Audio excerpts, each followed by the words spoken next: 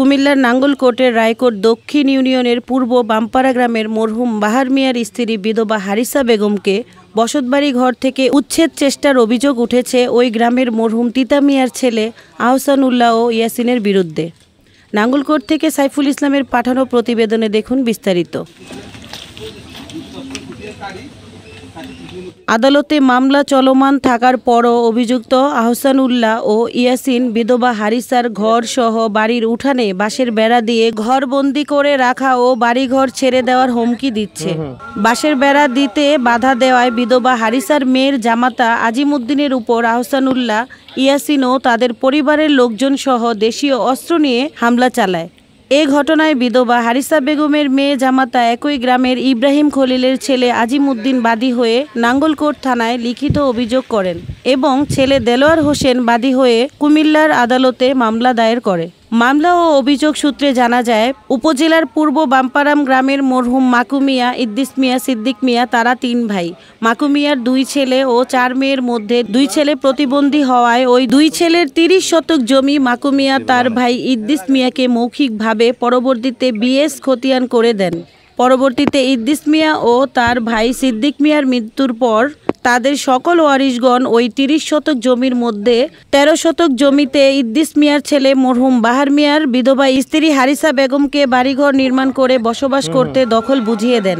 এরপর থেকে বিধবা হারিসা আত্মীয় স্বজন সহ এলাকাবাসীর নিকট থেকে সহায়তা নিয়ে মাটি ভরাট করে ঘর নির্মাণ করে দীর্ঘ 30 বছর যাবৎ বসবাস করে আসছে। স্বামী মারা গেছে, ছেলে 7 মাসের কোলে আছিল, আজ পর্যন্ত স্বামীর হক খাই না।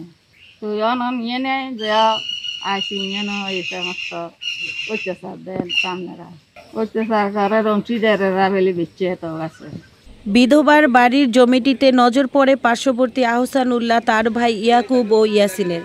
তারা 2014 সালে মাকু মিয়ার 27 ওয়ারিশের মধ্যে 3 ওয়ারিশের নিকট বিধবা হারিসার বাড়ির জমিটিতে একটি কবলা সৃষ্টি করে দখল করার পায়তারা করে আসছে। আমাকে এই নবী মানিক আরও এলাকার লোকজন মারছে। নবী মারার উদ্দেশ্য হইল এই জায়গা নিয়ে বিষয়। নবীর এখানে ফয়দা কি, লাভ কি, আমি সার্থক কি আমি বুঝি না।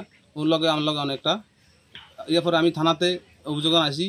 তারপরে আমি সেনাবাহিনী নিয়ে আসি, সেনাবাহিনী জানছি ঘটনাটা। সেনাবাহিনী করার পরে আমি আবার থানাতে লিখিত অভিযোগ দিছি। এখনও পর্যন্ত আমি এটা কোনো প্রতিকার পাই নাই।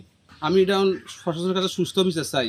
যারা এখন এই জায়গা দখল করতেছে এরা নাকি জায়গা দলিল সৃষ্টি করছে। দলিল সৃষ্টি যারা করছে তারা কোন সূত্রে ক্রয় করছে, ওদের নথি নাকি কোর্টে এখন নাই, আত্মসমর্থন করতেছে, নথি পাইতেছে না, সময় নিতেছে। তারা ওয়ারিশ সত্ত্বে বিক্রি করছে। ওয়ারিশ সত্ত্বে জায়গার মালিক না। জায়গার মালিক হইব এখানে 24 জন। এরা 4 জনের জায়গাটা নাকি কলা দিছে। এটা মিথ্যা দলিল, এটা সৃষ্টি করছে। আমি বলি এটা মিথ্যা দলিল, জাল দলিল।